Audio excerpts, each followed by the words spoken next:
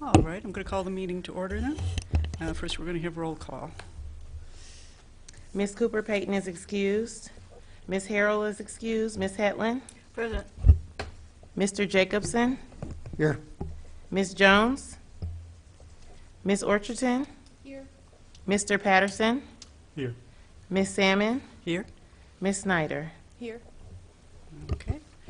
I don't believe we have any changes to the agenda, so next is the approval of minutes of the previous meeting. Does anybody have any changes or comments? Actually, I have one under communications. It says that Ms. Salmon introduced Emily Knox, except I wasn't here. So it was Mr. Patterson.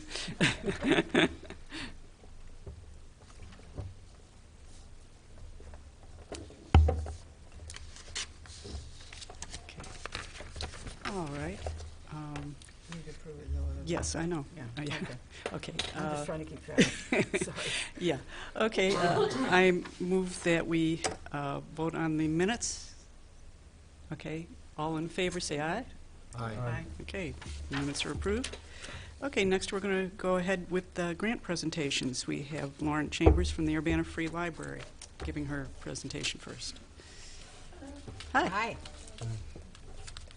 Let me just pull this up.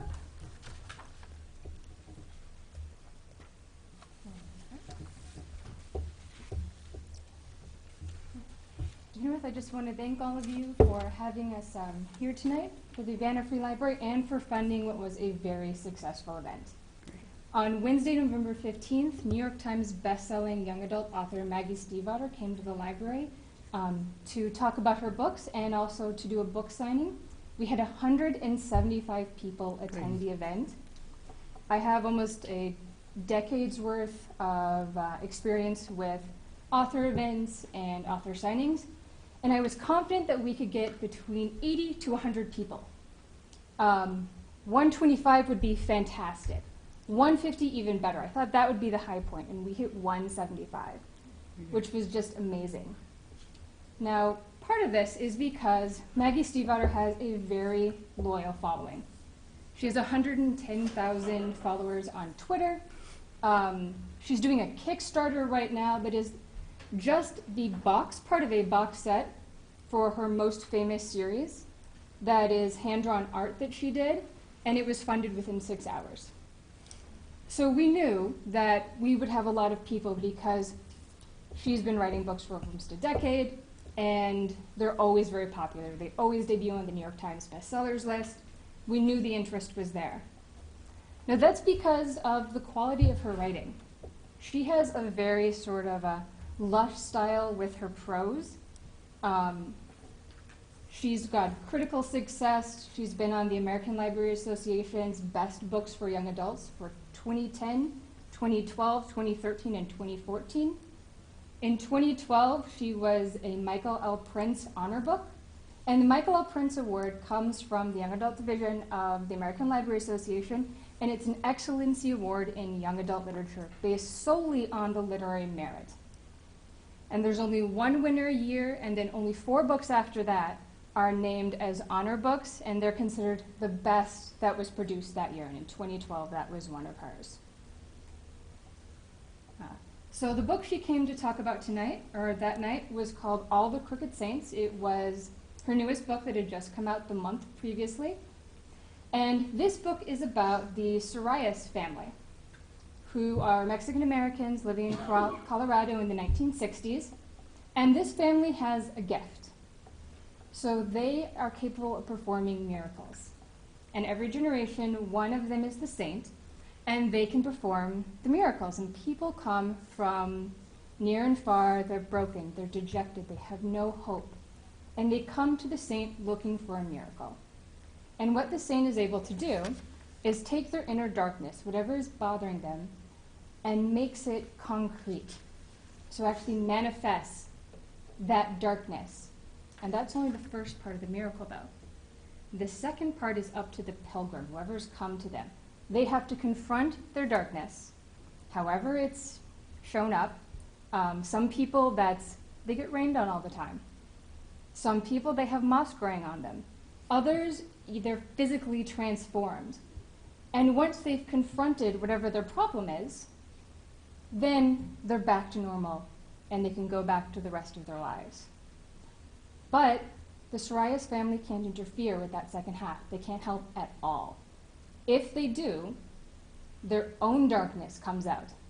And it's always been said that a saint's darkness is worse than anything else. It's dangerous. So the family has always been very careful that they don't interfere in any way. But the current Saint Daniel has fallen in love with one of the pilgrims. And he wants to find a way to help her because she's been there for a while and she isn't making any headway. So he breaks the taboo. And his darkness comes out. So he exiles himself into the desert in Colorado. And it's up to his cousin Beatrice to then find a way to save him and all the other pilgrims there without bringing forth her own darkness. So what the book is really about is a surreal examination of what holds us back, what motivates us to move forward, and why we can't always do it alone. And it's an example of a genre that is typically associated with Latin American authors. It's magical realism. So if you know people like Gabriel Garcia Marquez and Isabel Allende, that's their genre. It's what they're known for. And it's becoming more and more popular with American fantasy and speculative fiction authors. So this is her foray into that. And magical realism is when the magical or the supernatural is inserted into an otherwise mundane setting, but it's not like Harry Potter, where Harry realizes he's a wizard and this is brand new and incredible. It's actually made very commonplace. Like, oh yeah, there's magic. And that does something very interesting to the treatment of magic and how you think of what special is in that case. So this is her first foray into that. And I have a quote from a review that was done by Britt Mandello of Tor.com. Tor is a fantasy and sci-fi publisher, where he says, in All the Crooked Saints, the fantastic is literal, and the literal is fantastic. Fear and need, speech and silence. Steve Eider's lyrical foray into magical realism offers a unique perspective on the dualities of meaningful connection. So I just wanted to let you know a little bit about the book and why we are so excited to bring it before I talk more about the actual event that night. Now, I know most of this you guys have already seen in the final report, so I'm going to go over this just quickly because how we were able to fund this is part of what made the event successful, so I think it's important to touch base on because we were able to do some things that normally we can't because of the funding that we got. So as you can see, the final budget was $7,013.22. The majority of that went to the author fee, to library staffing, but we were able to do something we haven't been able to in the past is we were able to spend just over $600 on promotion. And that made a huge difference. And we were able to promote in ways that we traditionally haven't been able to. And as you can see, the fund allocation, we also received a donation from the Library Foundation. Then we had $500 from the Public Arts Grant, and the rest came from various lines of the library budget. So our promotion plan. Traditionally for our promotion, we do a combination of online and print. So this was actually the print flyer that we sent out. The beginning content is just an explanation of the book and talking about her, but that second half is actually about a contest that we ran. And this is something that we've always wanted to do, but we've never quite had the funding for. So this contest let people win a copy of All the Crooked Saints of her new book. They got that for free. They got to be in the front row of the talk, and they got to have a spot in the beginning of the signing line. And this created a lot of buzz. There were 3 ways that people could enter. We did a Facebook event page, and they could click and say they were going, and that automatically entered them. They could tweet to us using a hashtag, TUFL-Maggie, T-U-F-L, for the Urbana Free Library, and tell us what the favorite character of hers is that they had read from her previous books. Or we had a paper raffle that they could enter at the library that we also brought to at least one different outreach event when we went to Barnes & Noble. So they could enter in multiple ways, and everyone could enter once in each category. So you had up to 3 chances of winning. And we had over 100 entries, or almost 100 entries for this, over the 3 different categories. So that was almost half of the people that maybe came to the event. So we got a lot of good feedback on that. Other advertising that we did, we decided to do some paid promotion. Now, Maggie Stiefvater has a broad audience compared to other young adult authors. Most of them you would think is like maybe 12 to 18. You think of that age range, maybe some for college. Her age range is actually anywhere from 12 to new adults or people in their 30s. That's who you get who reads her books. So with that in mind, we had 2 ads in the DI the week before.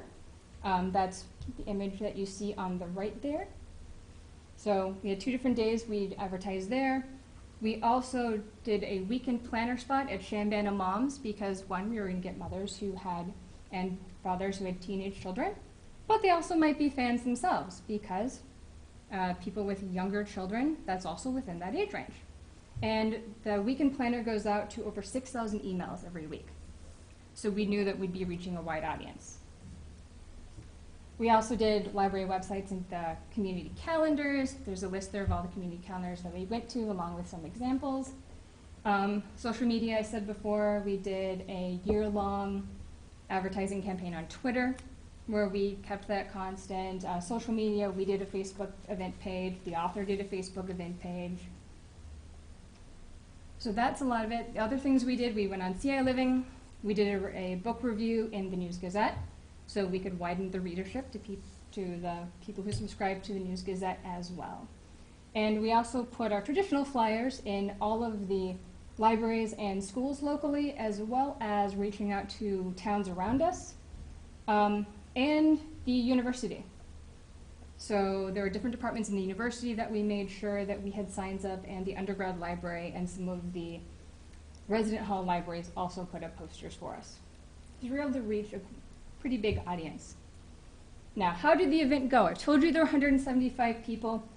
I could sit here and I could tell you guys how Maggie used humor and her storytelling acumen to charm people and talk about why she wrote the book the way she did, how it evolved over time, what the things were that inspired her, how she worked with her publisher. But instead, I want to give you a taste from the actual event. So I'm going to show you a short clip that's just her talking about some of her inspiration and the ideas she had behind the book. See if I can get here. To come up. There we go.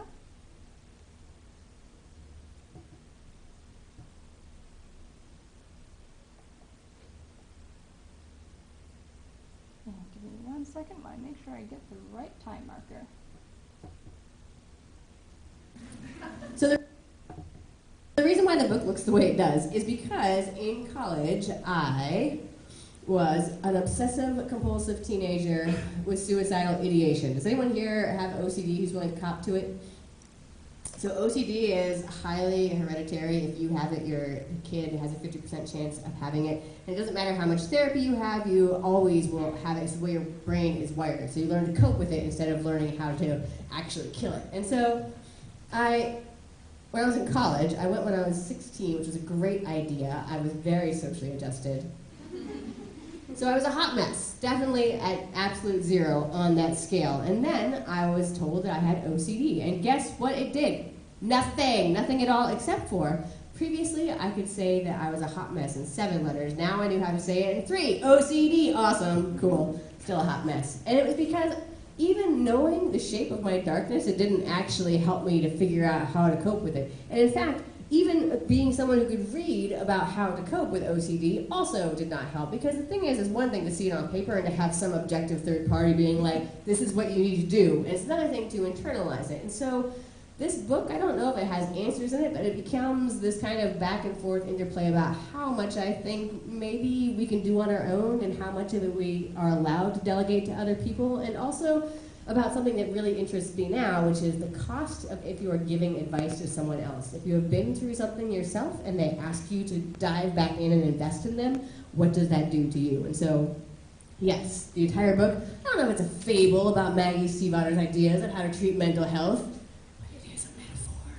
metaphor.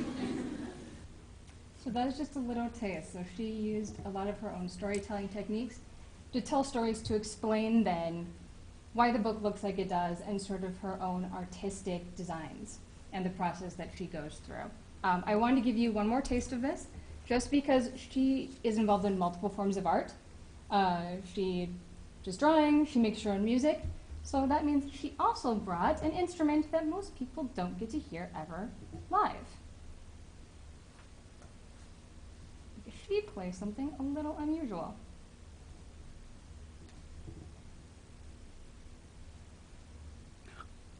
If it will load for me.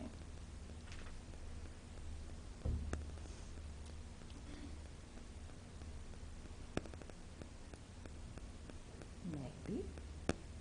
We need to catch up to that spot because you went fast forward. I think so, though it looks like it's there now.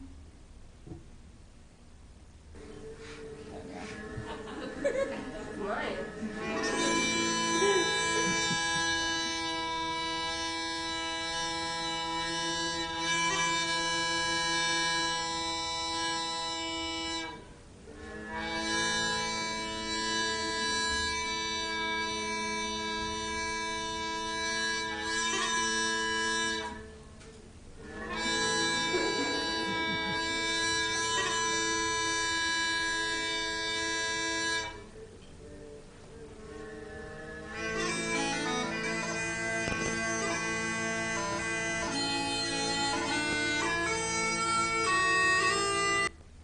Stop that there. But she also she brought her bagpipes and played them for us. Alright, back to, and it didn't save my spot. That's alright, I know where we were.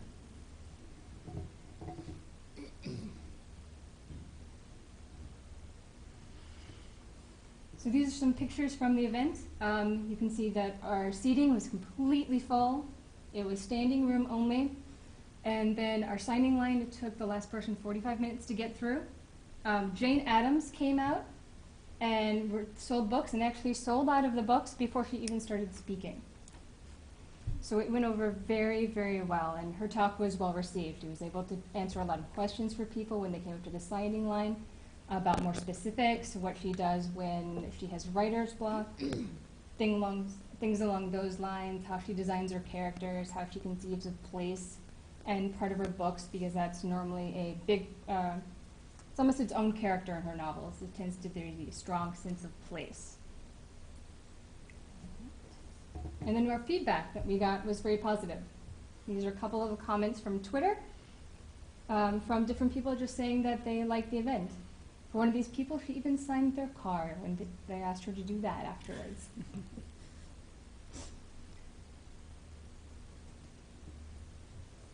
And that is all. We just want to thank you again, because of the grant funding that we received, we were able to play with how we do events and how we do our advertising, and it paid off quite a bit. So thank you so much. Great, very good. Sounds like a wonderful event. I'm just curious, how did you contact the author? How did you get her to come here? When they were putting together her circuit for the book talks, they actually contacted us Oh, great. and said, we have this author available, she's going to be in that area, would you be interested? And we said, oh yes. We knew that her books always circ well and that people are looking for them. Great. Go ahead, Barb. I was just curious, did you break up her fee into two different payments? Is that why it's listed twice on the report? It is. That was part of the contract and how they wanted to receive the payments. You paid so much upfront, and then the rest of it was just before she would arrive. Thanks. I also want to thank UPTV, or Urbana Public TV, because that clip there is actually from when they came, they filmed the entire thing. We were able to work that agreement out with the author and her people. So anyone who wasn't able to attend was still able to see her talk because it's on YouTube for free. Oh, great. Thank you, Jason. He's behind the wall. Over there. Yes, thank you, Jason. Does anybody else have comments, questions? Okay, well, thanks very much. Thank you. Good to see you. Okay, our next grant presentation is going to be from Jancy Philippus from the University of Illinois School of Music.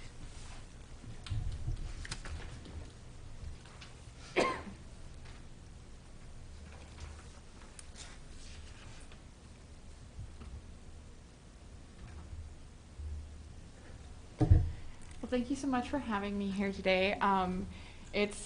We are so thankful for the support you were able to provide for ISYM Hip Hop this summer. To give you a little bit of context about the project, it took place from July 15th through 22nd, 2017, this past summer, as part of our Illinois Summer Youth Music Program, which has been going on for close to 70 years.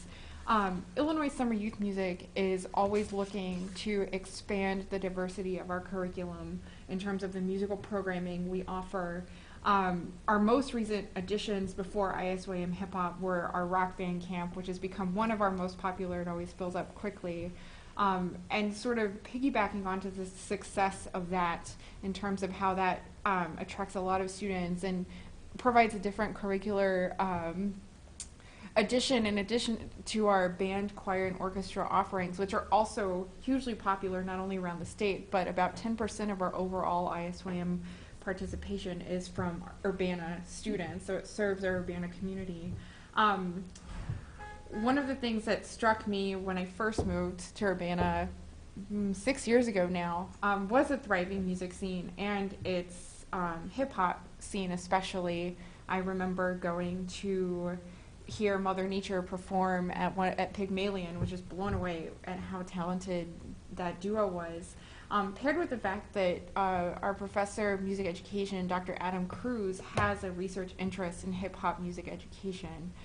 So there seemed to be like an opportunity for ISYM to connect the research and pedagogical interests of one of our faculty with this thriving community in a way that can serve students not only in the community, but also around the state. So this idea came into fruition in 2016, and Dr. Cruz and I worked on it for about a year to put ISYM Hip Hop together. In terms of the final report, we just got final word from the university cost share confirmation this past week, so I have the final report prepared, was waiting for the budget from the university, so that will be to Rachel shortly. But the grant that we were awarded allowed us to provide 5 scholarships for Urbana students, ranging in amount from $200 to $300 based on the need that they indicated. We had 9 students participate in ISYM Hip Hop, which was actually a perfect number for us because it allowed a lot of one-on-one mentorship.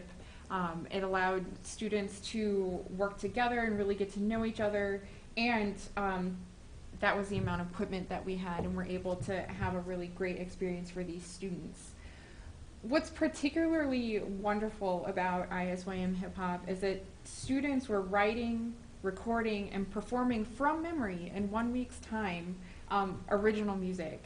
And they worked on lyrics in the morning, they wrote all of their backings tracks, and then they practiced performing these pieces and had a recording that they can bring home at the end of the week. And then they went to the Canopy Club and performed it on stage, just as a real hip-hop musician would do. And in fact, their faculty had a hip-hop show that night at Canopy Club, so they were living the life of real hip-hop stars.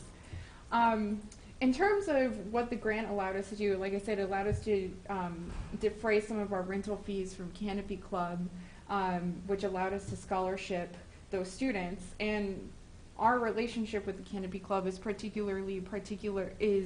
important for this camp because it provides that real life experience. You know, it wouldn't be the same doing a hip hop performance in like the music building auditorium. So these students were doing hip hop in a space, performing hip hop in a space where it should be performed. And that's unique to our community, this micro-urban environment where we have this thriving hip-hop scene.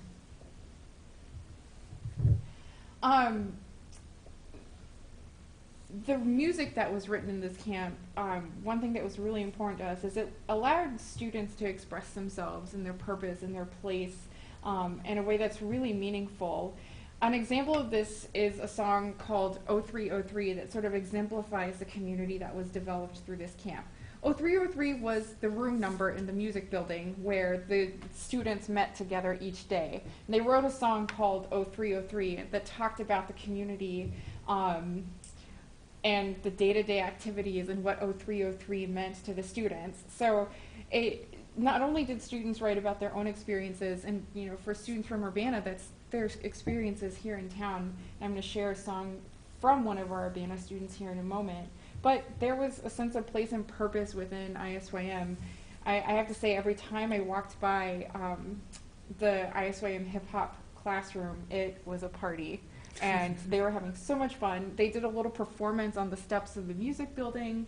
So just seeing the community that was developed between the students was really, really special. The group that you see on stage, these are the 3 bees, and they made their own little shirts, and they wrote a song about bees. So this is them performing at the Canopy Club.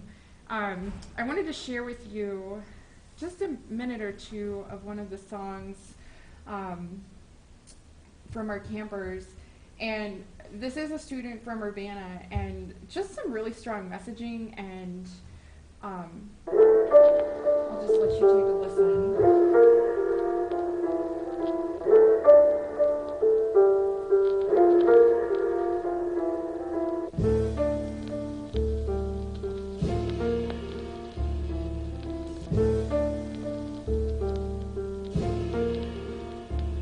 The vitality and compatibility should be true. They should just accept you for you, just being you. No fixes or tweaks. Everybody just want a piece. They don't want to find the truth in full. All the youth being hypnotized by this bull crap. Anything opposite of that should be considered whack. But I guess this what it takes to qualify. Being cold-hearted and temporary, which coincide. They said we united, but all we do is be divided. Some of them don't even recognize their own privilege. Some of them think that equality and their privilege are synonyms. Seeing us on top of succeeding is the death of them. I pledge allegiance to the justice we need. Intellectually intriguing and black is why they seek for me. Spitting out images that people question their own identity. Like the tribe said, all of this is fantasy.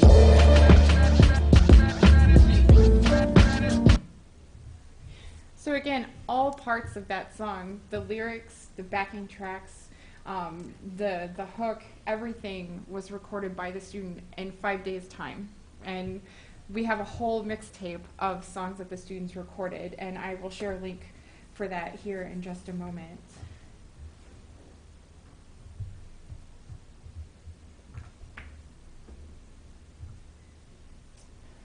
As I mentioned before, the camp really tried to provide a true-to-life experience for the students through getting to see the show at the Canopy Club. They got to go see their faculty perform, which is really great.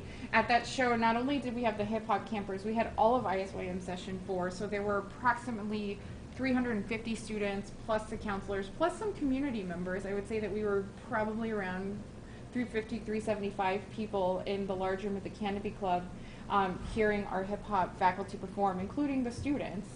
So getting to see the space where they would get to perform. One really neat thing that has happened since the camp is some of the young women who participated have actually been booked to perform shows in the community. Some of the downtown performances at Champaign, they've gone out to open mic nights. So they are actually doing what our local hip hop musicians, that their faculty members are doing. So that it was really neat to hear that they're already kind of getting a foot forward in their own careers. And I think one of the highlights for the camp is the one-on-one mentorship that they received throughout.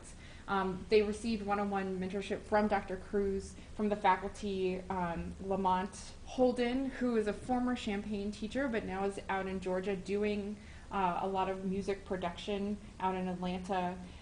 Eric Sirota, who is a member of Rogue Tendency, and D'Angelo Brown, who you see here in the top picture, also a member of Rogue Tendency. So those are local hip-hop artists that were mentoring these young students, plus Dr. Cruz, who sort of navigated the whole hip-hop pedagogy. Another really interesting thing that happened, we have a summer Masters in Music Education program, and they were taking a class on hip-hop pedagogy at the time, and they served as the students' recording technicians. So the students had a personal recording technician that helped them. You see one of the setups there in the bottom right picture. So the students were sort of treated like rock stars in that regard, that they had someone working with them one-on-one every day. And that's really important for these young folks to get that one-on-one mentorship. And also why we wanted to keep the program a little bit smaller so they can have that. I talked about this a little bit. Again, we see the three Bs, and we have Tiana and Alicia, who were two of our really strong leaders throughout the program, and both from Urbana High School. So really, really wonderful students. And here you can see all of the camp together throwing their 0303 signs. So you can see they really developed a sense of community. But we have exciting plans for ISYM Hip Hop again this summer. Dr. Cruz has started the ISYM Hip Hop Music and Symposium, again capitalizing on the fact that we do have such a rich music scene here in Urbana. And that's going to partner with ISYM Hip Hop, not only to provide more exposure to the music scene that we have here in town. We're going to bring music educators from all over the state, who will in turn hopefully also send their students to ISYM Hip Hop. But this is also in building and connecting with our local community. We have actually confirmed that Mother Nature will be our guest artists and guest teachers. So bringing some of our hometown heroes back and having them work with our students, and we're really excited about that. By partnering with the Music Ed Symposium, we're hoping to fundraise even more scholarship money so that we can bring students into the program. And we're growing our collaboration with the Canopy Club by offering yet another show. So we'll have a faculty show, Mother Nature show, and the student show. So it's going to be a whole week of ISYM hip hop music ed, again, celebrating our local music scene here. And in an effort, you know, one thing that's challenging, ISYM is really great about connecting with band, choir, and orchestra students. That's something that we know.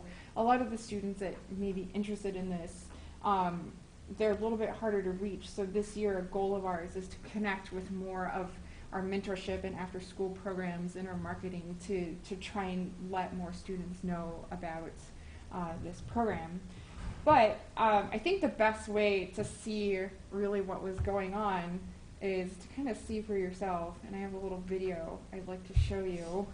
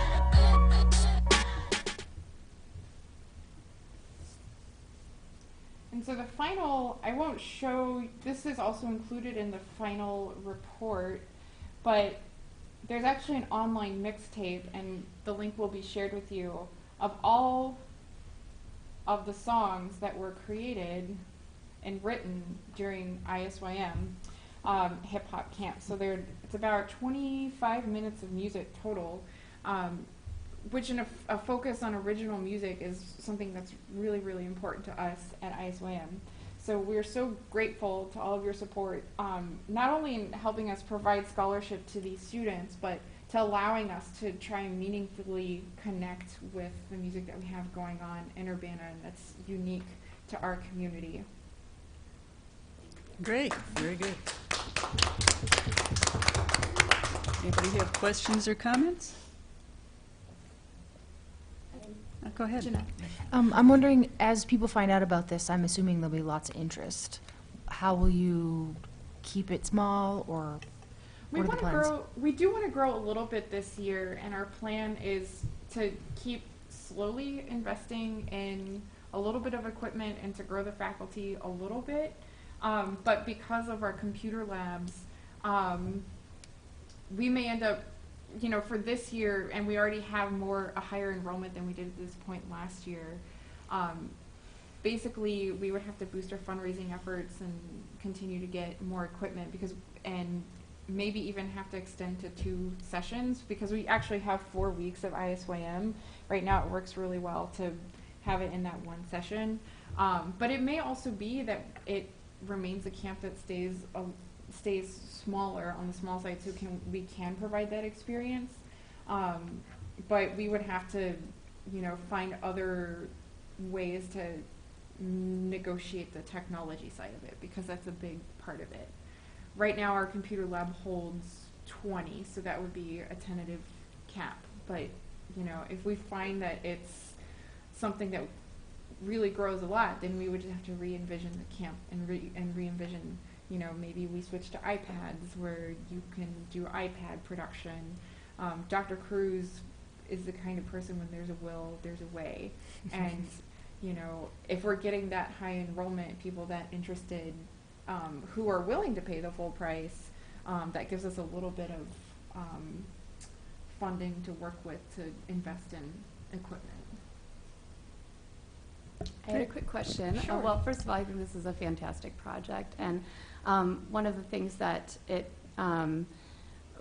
I'm curious about is where folks might find the album if they're not online. So, is there any physical albums that have been created? And I'd encourage also, if it hasn't happened already, maybe sharing them with local libraries. One of the projects of the Public Arts Program this past year was Open Scene, which was sponsored by the National Endowment of the Arts. Mm-hmm. And it was a project that really was aimed at increasing access to the arts, especially through centering the voices of youth, particularly youth of color. And I'm encouraged by this, and also curious about maybe having a copy of the album at the Independent Media Center, maybe having one here at the city for people to be able to see.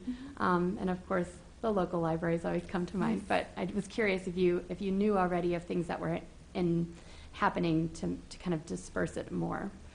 Right now, this only has an online presence, but it would be, I know that I've seen through his class, Dr. Cruz, you know, release physical versions. So I think that is something that we can do in future versions of the program, and that's a great suggestion. We do, all of our ISWAM recordings are sent to students digitally after the camp, so for all programs, but especially given sort of the way this particular genre works and centering, as you said, community access, I think that's a great suggestion. Right, and I am aware of a number of like radio stations that have a basis in either campus and in the local community that might be interested in also having them on air, you know, having some of these songs air as well. So just a thought and something that I would encourage you to think about as far as kind of expanding the impact of that work too, because I think it is really valuable. Thank you. Okay, well, thanks very much. Thank you. Thank you.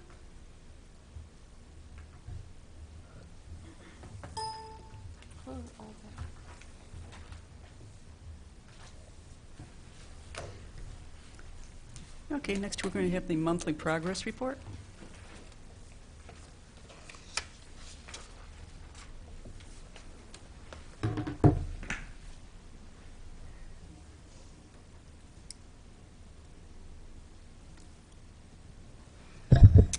Hello.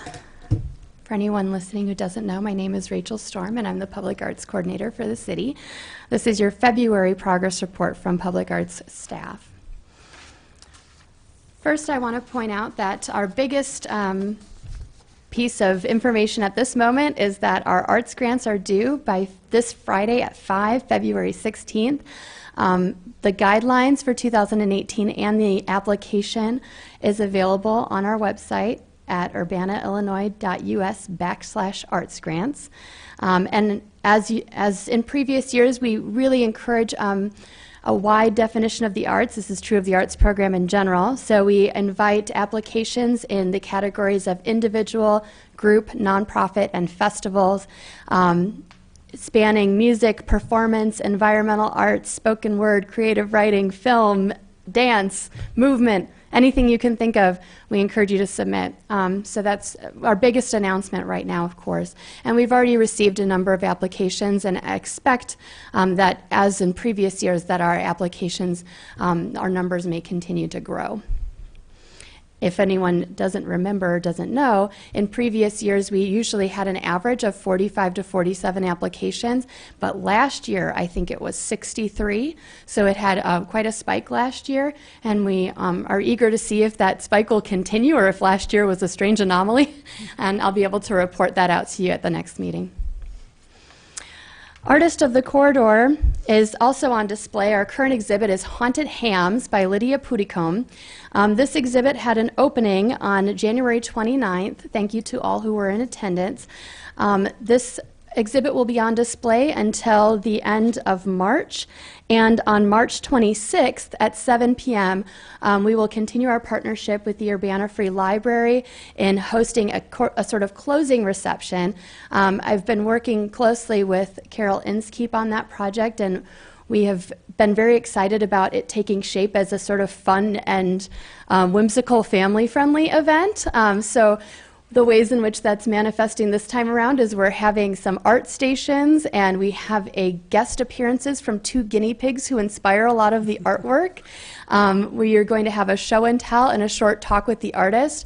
You're going to be able to 3D print in a planter in the shape of a guinea pig and then plant plants in it.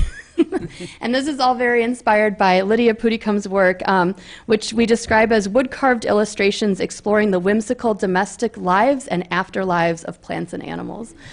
So this is on display now here at City Hall and also at the Urbana Free Library in the nook near the library's cafe. So we encourage you to go see that. Art Now's February episode features theater maker Latrell Bright. Episodes appear every Monday at 6 p.m. throughout the month and reruns every Tuesday at 11. They are available also on UPTV Channel 6 on YouTube. You can check out her channel there, and I'm happy to report that the next 2 episodes will feature Dance Music Therapy in March, which is 3 different DJs who formulate a group that puts on events called Dance Music Therapy in town, and if you haven't checked them out, please do. There's also a Facebook page. And that's Kamau, Terrence, and Mickey. And so they'll be on for March. And then for April, we'll also feature our Artist of the Corridor artist, and that's Dodie Buzzard, who will be turning 99 years old during her art opening here as part of Boneyard Arts Festival. So really excited about that. We continue our partnership with the Urbana Business Association for Art in the Square, and planning is currently underway for Art at the Market with our director of the Farmers Market, Brian Heaton. And we are continuing to have these every second Saturday as the summer schedule will continue like that. We will also appear on WCIA CI Living with the UBA staff, the Urbana Business Association staff, to promote the April and final Art in the Square. This past Sunday, we also premiered our first Young Artist Studio workshop at the Urbana Free Library. Here's a photo, and this is actually a photo from the workshop about 10 minutes before it started, and this is how many were already gathered. Shimei and I talked afterwards and believed that there was between 40 and 45 people at the library that were participating. So we had quite a lot going on. This was just a fantastic start to the event. We had a feature of recycled fashion. Our next Young Artist Workshop, which is March 11th, a month from that date, again at 3 p.m., features perler bead sort of art making. And that's run by Carrie Anderson, another local artist. So we're excited about how that has continued to take shape with the Urbana Free Library. I also want to report that we have a new sort of short column, although it's not very short, a new column in the Public Eye. So if you pick up a Public Eye local community newspaper, you can find an artist spotlight now. And our first one is of Nika Lux, who was one of our featured artists of this past Urbana Art Expo. And it's her discussing her work. So our hope is to kind of continue to put different artist spotlights into the newspaper. This was also a project of our past intern, Samantha Schrag, who gave a presentation last month as her internship was wrapping up. And there were 2 other interviews that have already been completed that will be for March and April. And we're also in the process of getting a new intern through the same program, so it may be that that intern continues that project forward. I'm happy to report that I'm currently sitting as a representative of the City of Urbana on the Boneyard Arts Festival Urbana Planning Committee. The Boneyard Arts Festival is scheduled for April 12th through 15th, so please save the date. This is a festival that is sponsored annually by 40 North 88 West. It's described as a 4-day event showcasing the broad range of creative activity flourishing in our community, with the goal of bringing together local artists, businesses, organizations for a special event showcasing art in Champaign County. We also have a special save the date, and that's for March 1st. We will be having a Boneyard Mingle event at 40.1, which is 40 North's new art space inside Consolidated Communications in Champaign. There hasn't been a time released for that event yet, but I will send that out and include that on our social media pages for anyone interested in coming. The Mingle is really an opportunity for artists to network with venues. So if there are folks who own a business or a venue that would like to have art on display, especially in our Urbana area, and artists who are looking to display their work, it's a great opportunity to kind of connect the two and potentially find new collaborations for Boneyard. There's also a link to register a venue, and that's at boneyardartsfestival.org. Oh, and I wanted to mention one other thing, which is that we were really happy also to see that Happiness 2 by Lisa Kessler was selected as the Boneyard signature image for this year. And every year, 40 North does select a new signature image that will be printed on all marketing materials for the Boneyard Arts Festival that year. So congratulations to Lisa Kessler. We're also in the process of planning our Urbana Celebrates the Boneyard event. This will take place on Saturday, April 14th, so please save the date. And looking for interested folks who'd like to help plan that event as well, and public arts commissioners for suggestions of how they'd like that event to go. So please be in touch with me if that's you. Our social media marketing report is not too detailed. We simply have seen an increase in Facebook traffic lately, and the rest has stayed the same since last month. We continue to think of new ways to use these marketing tools, and I am very open to your suggestions. Art in Urbana, again, is another campaign to get more kind of people tweeting and Instagramming pictures of art in Urbana and really thinking diversely about what art is and what art entails. So that's another project that are encouraging traffic for, and hope that you too will share that. And we continue to build our volunteer program. There is an application that's now available on our website. So anyone you know who may be interested in volunteering with the Public Arts Program, please send them to the website under Public Arts. And lastly, I had mentioned in previous meetings that I've been giving grant workshops, and one of the things I wanted to share with you today, because I realized, I've shared that I've given grant workshops, but I haven't quite shared what those workshops have looked like. Because not only have we gone over in detail about the grants program, I've given a snapshot of what the Public Arts Program offers resource-wise to artists and what kind of programs we run in general before going into detail about the grants project. So I wanted to share a little bit of that with all of you so that you get a chance to see how I'm talking about the program, and also to see some of the breadth of things that we're up to. So this is slides that are taken just from that workshop, so you can kind of get a glimpse of what was shared.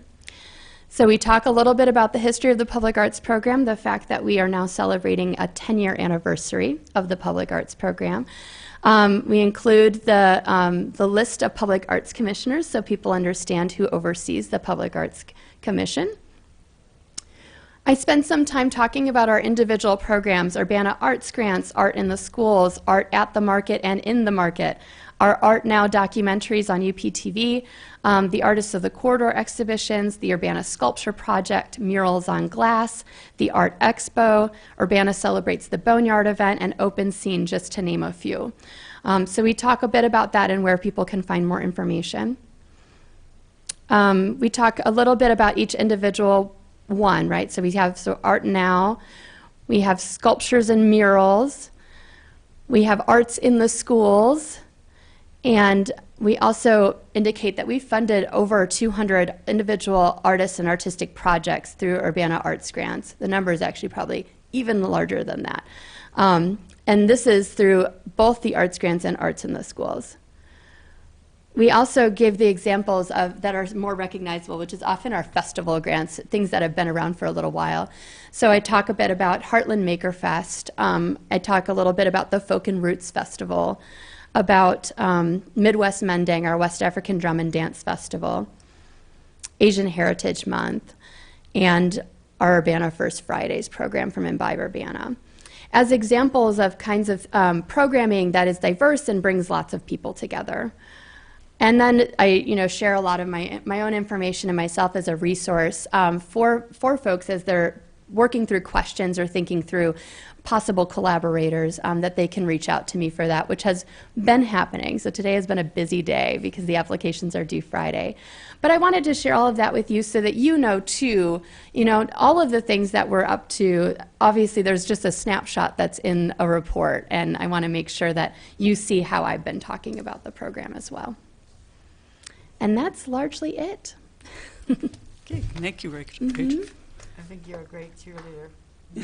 A great what? Cheerleader. Cheerleader. I've been told that before. Rally the flag. My strengths quest says that I'm woo, which I think is the cheerleader type of strengths. But it's also a nice archival record of what's happened in Yes. the last 10 years since we started the program. So Yes. it serves a multi-purpose. And speaking to that, I have a couple of show and tell things. So a couple of our grantees did drop off some information they wanted to share. They've already given final reports.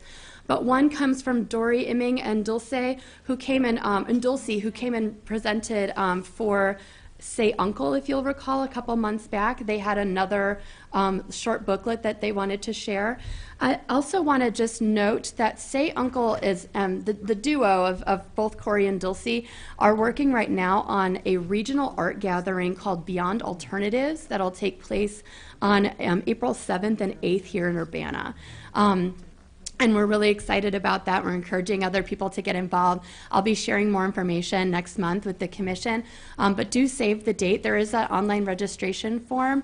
I'll make sure that it's in the report next month because I think it's still kind of coming together. But that's a really interesting project of theirs that they're trying to organize with other people who run arts projects as artists. So not necessarily as arts administrators or people who are housed within institutions, but people who are really doing it from the ground up. And that's an exciting gathering that's happening, and I encourage everyone in the room to go attend that as well. And then the other thing that's being passed around is a little book designed by one of our grantees, Gonzalo, who had a project called Sharing Memories, The Mirror, that was funded in the 2016 cycle. This is a book that just came together, so I'm excited to share that with you too. And lastly, I just want to, I think there was one other thing in my mind, but it might have gone out now. I was going to share that there's quite a number of upcoming events, including beyond our arts grants. And so next month, I'll also be sharing our grant gathering where we have our celebration of the grantees.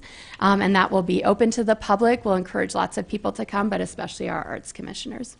Great. Very good.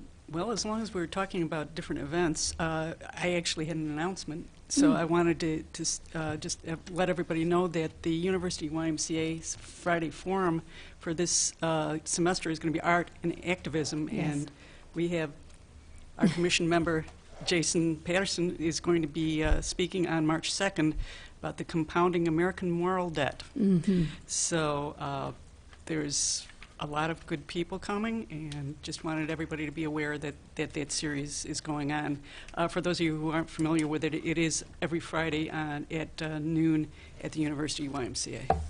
And I should note, I have been a past committee member of Friday Forum, and I was consulted for Arts and Activism series, and I'm proud to say there's a number of local people that are also in the lineup. I mean, people that come from all over, but a lot of local people too. Right. And it's always nice to see Urbana being recognized in that way. Did anyone else have any announcements they wanted to make? Okay. In that case, I move that we adjourn. Can I have a second? Okay, we're done.